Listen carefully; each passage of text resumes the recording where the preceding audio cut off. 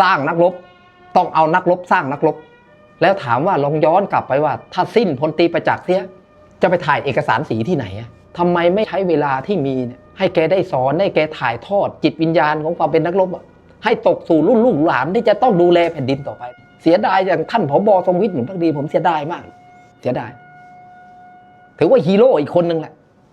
คนพวกนี้เป็นตำราการรบที่ยังมีชีวิต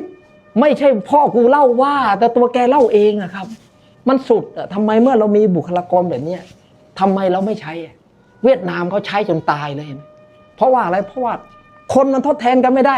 ถ้าพูดให้รวมฟาร์มเลยเอกลักษณ์ของเอกบุรุษแทนกันไม่ได้ทีนี้เมื่อเรามีเพชรดีๆในมือเนี่ยเราต้องนำมาใช้ให้เกิดประโยชน์สูงสุด